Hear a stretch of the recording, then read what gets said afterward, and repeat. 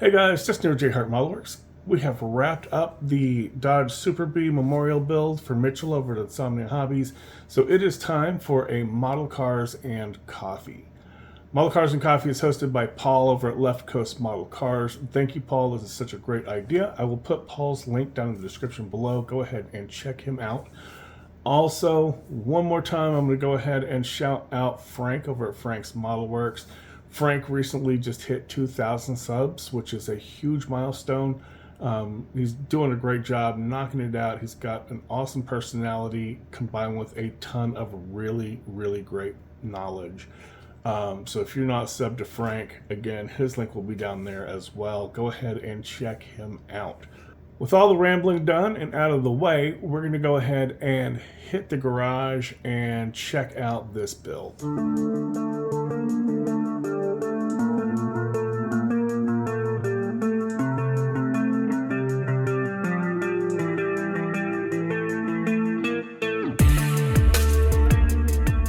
All right, guys, here she is all wrapped up, and I am really happy with how this one turned out.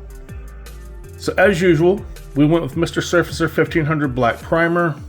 We followed that up with some House of Colors Galaxy Gray. And then we topped it off with some House of Colors Organic Green from Scale Finishes. Absolutely fantastic paints. They lay down perfectly every single time.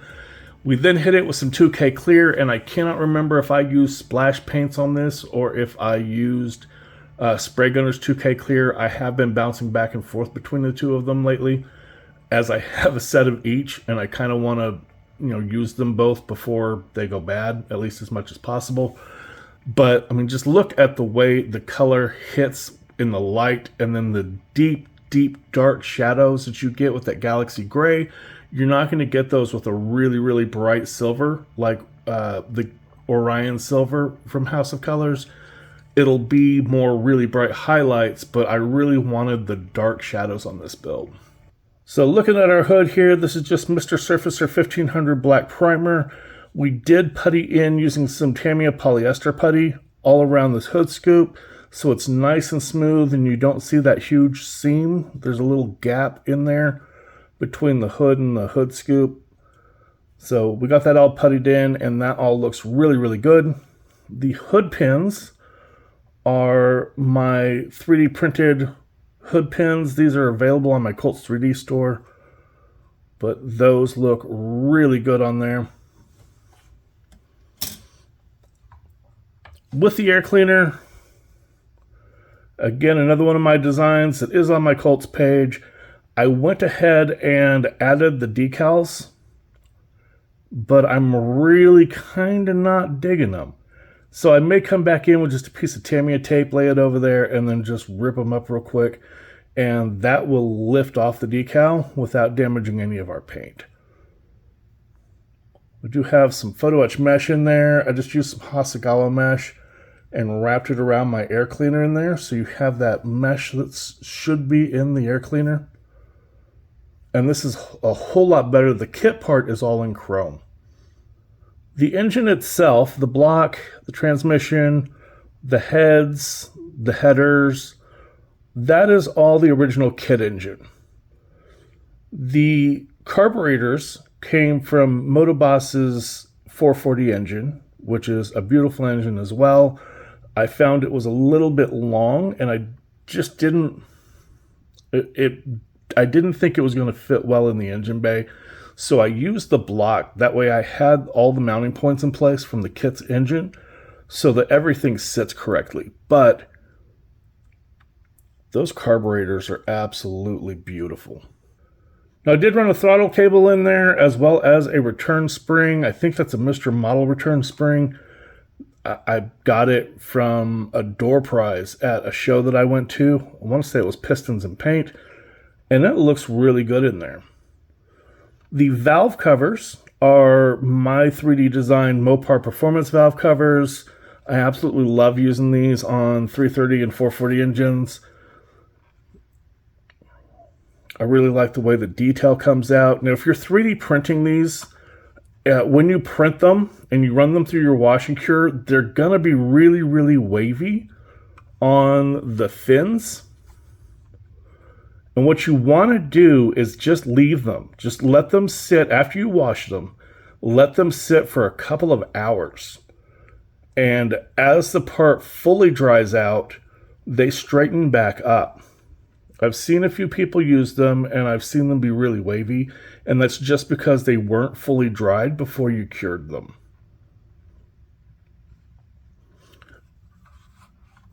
Now, the kit is missing this portion of the wiper motor. So I was going to 3D model it, and then I was like, Justin, you 3D model everything now, dude. Just really.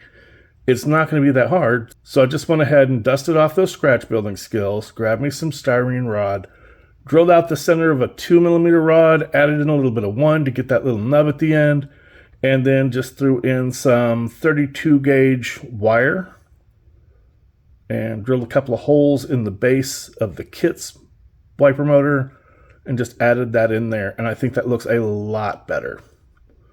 We 3D printed up a Wilwood style master cylinder. I didn't like the kit's master cylinder. It is all chrome, and once I stripped the chrome, the detail was really not there. I mean, it was just kind of a blob. Since we were doing a bit of a resto mod on here, we got some modern wheels, we got some modern seats, and we got like custom brakes in here. I figured, a modern Wilwood style master cylinder would be good. We've added in our positive and negative cables, a little bit of bare metal foil. Actually, I think that's MIG Ammo's aluminum foil. It's like the little knockoff bare metal foil. It sticks a little better, so I kind of like it for things like this. We are wired and plugged in the correct firing order. I know it doesn't quite look it, but some of those things that look like they're going off to the right actually curve back and go over to the left.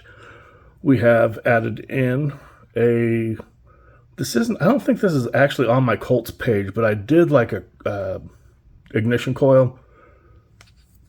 So I just printed it up and stuck that in there and ran my ignition coil line. We've got a couple of heater hoses in there. Now we did go in and we carved out the underside of the wiper reservoir. Because on the actual Super Bee, this is just kind of a little tub that's only about like yay thick that sits on the edge of this rail. It doesn't go all the way down, but the kit is molded to go all the way down. So we chiseled that out and thinned that area underneath it so that we got the correct shape instead of it just being this giant reservoir going all the way down to the fender there. I used some ProTech braided line for my radiator hose, and I ran a lower radiator hose in there. Let's get some light with the flashlight in there, see if we can get, yeah, there you can see it just right there at the bottom. There's a lower radiator hose, and you can barely see them, but there are those gorgeous turn metal pulleys in there from off the sprue. And since we don't have the fan in place, I went in and 3D printed some, I forget where I got them. I got them on Colts, but I forget who designed them. But it's just a pair of electric fans. They sit right up perfect on that radiator. We ran a overflow hose here off the side, a little photo etch. It's actually an oil filler cap, but I put it on the radiator. It fits perfectly, looks great. So that is our engine bay. Coming around to the front, we did a lot of masking in here to get this center done in the Mr. Surfacer, and then we just masked that all off and we chromed. Actually, no, we didn't chrome it. This is Mr. Hobby's Super Duraluminum. It's a very bright silver. It doesn't have that full kind of reflectiveness of a chrome like this Duralumin Tough down here. From, who is that from? Digital Armory on Etsy is where the Duralumin stuff comes from, which is a really nice chrome. It is fairly touchable as long as you don't like touch it a whole lot. But it does kind of stand up to a little bit of handling. We have some custom plates in here. I went ahead and did Texas plates. Now, Mitchell's from Kansas, and I had designed up some Kansas plates. But you guys know that I always do my registration sticker with the month and the year of the build. The way they do theirs on the rear license plate, they will have the month in 3 letters on this side and the year in 2 digits. And when I did them when I printed out the test decal on just plain white paper, I couldn't read them. They were so small and so compact in there that I just went ahead and went with a Texas custom plate so that I could get my registration sticker and see my actual build date on there. Little Tamiya clear orange on top of the chrome. Took care of these turn signals. I didn't even put clear on top of them. They actually turned out really, really well. We have our antenna. Chris sent me this pin. I don't know what it's from. It doesn't have like a pointy tip, so it's not a sewing pin. It may be some kind of an insect pin. I'm not entirely certain, but I just drilled a hole through the body and ran it up, but instead of just leaving a piece of metal sticking up through there, I 3D printed off a little custom base so that it goes on top and it covers the opening and it looks a lot cleaner. My Mopar mirrors, I 3D printed those up. I designed these for Chris over at CD Scale Models. During the very first USAC build, the mirror on the kit that they built was absolutely terrible on that old GTX kit. So I 3D printed these up so that he could have some much better mirrors, and I went ahead and threw them on here because they were the correct mirror for this build. We have some 3D printed up door handles. I got those on Colts. I can't remember who designed them. We drilled out the locks and did all the locks for the sides and the trunk with 1.2 millimeter Top Studio rivets. The wheels look fantastic. We got some Brembo brakes in there.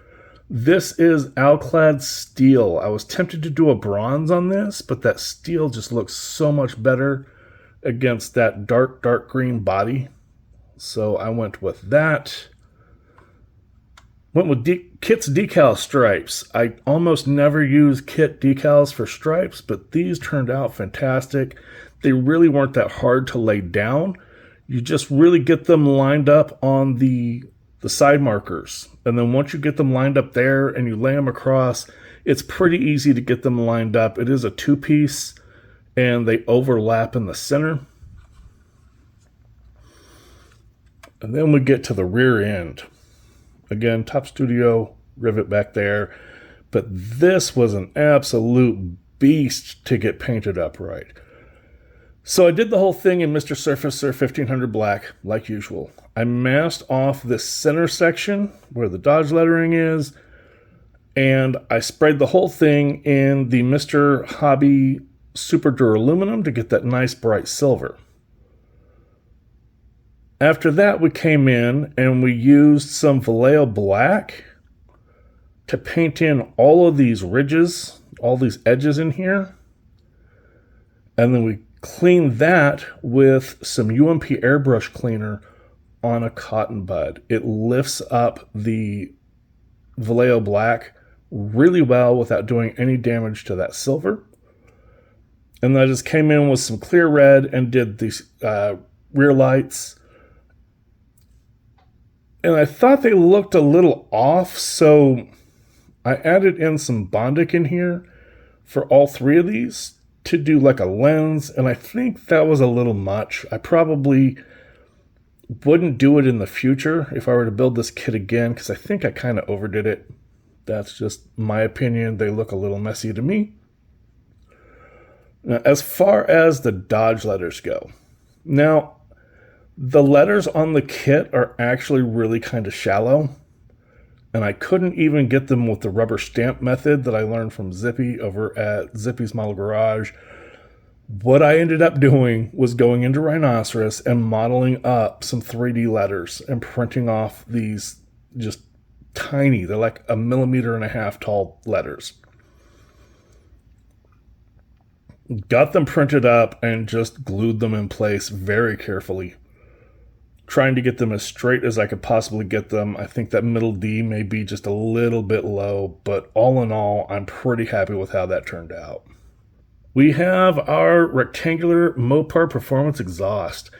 I just put these up on my Colts 3D page last Sunday. So to do these, I basically cut the exhaust at about right here and then glued these over the top of them. And I am really happy with how that looks. A lot better than how the standard kit exhaust. We got our underside in here. We did a little bit of detail painting in here to get those brake lines, but we were able to get everything done up in there. This is all in that same the organic green from House of Colors. Beautiful, beautiful paint. If you don't clear coat it, then it comes out and it looks like almost like an anodized metal. It's just absolutely gorgeous.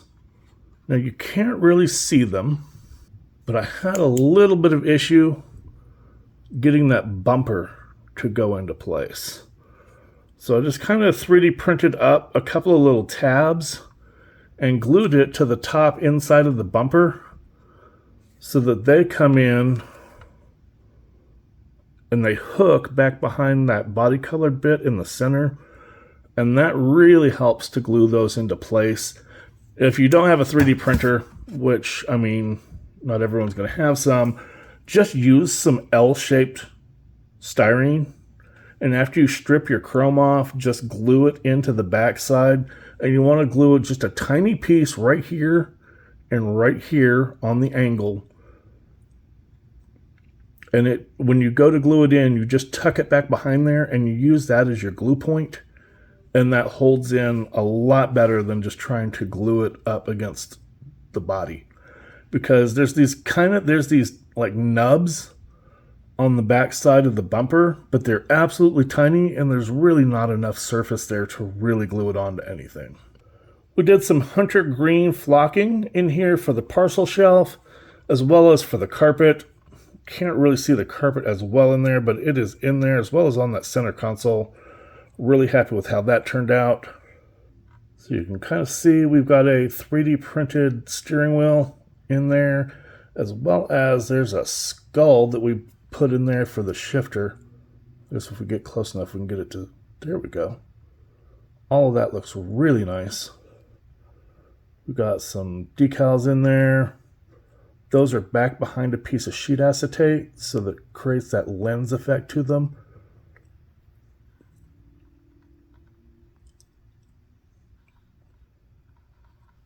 Really liking how all that came out.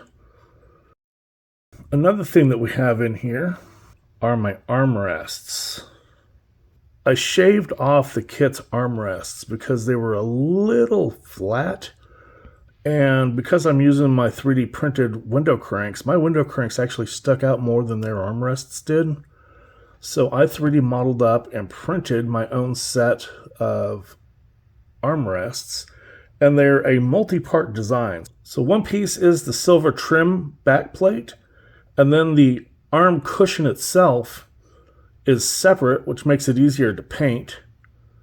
And the handle over there is a third separate part, again making it easier to paint and get a nice look in there. That looks a lot better than just a rectangle molded onto the door. It's a little bit more three-dimensional. I used my 3D printed seatbelt hardware, the armrests, and the seatbelt hardware, and the window cranks are, of course, on my Colts 3D page. This is starting to sound like an advertisement. It's not really meant to be that way. The front seats are from Black Box STL. I'm really happy with the pattern on them. And I did like a custom green. Can we do it like... I'm trying to get light in here is tough. And because I made it such a dark build, it's kind of hard to get any real visibility in there. But anyhow, we do have some custom seats in there.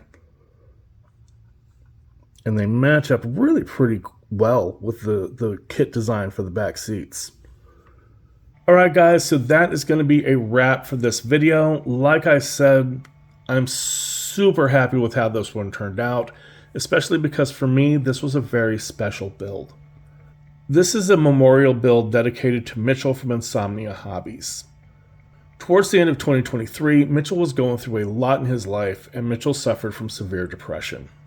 In December, Mitchell's depression got to be more than he could handle, and he is sadly no longer with us. Mitchell was a dear friend to me. I may have never met him, but we talked frequently on private messages. We were constantly trading tips with each other. I learned stuff from him. He learned stuff from me. We were both Ferrari fans. We loved Ferrari cars.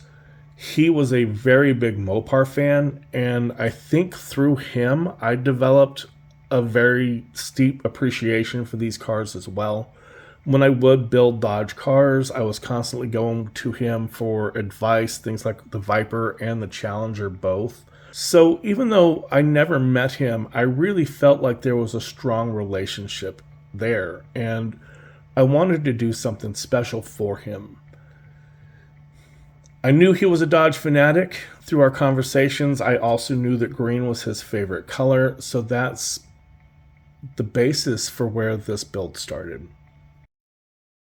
The next video coming up is going to be an unboxing for the Alpha Models Ferrari Monza SP2. I'm going to be building that as a buddy build with another friend of mine, a great guy in the community. That's Mike from Mike's Miniature Motors. You probably know him from his Throwback Thursday videos where he goes through a lot of his fantastic builds over the years. He's also recently wrapped up a McLaren P1 that was beautiful, especially for as much trouble as it gave him. He knocked that one out of the park. We are going to be doing this buddy build, and I expect it's going to be a lot of fun. So thanks for hanging out. I always appreciate you guys watching the videos, and as always, I will catch you guys on the next one.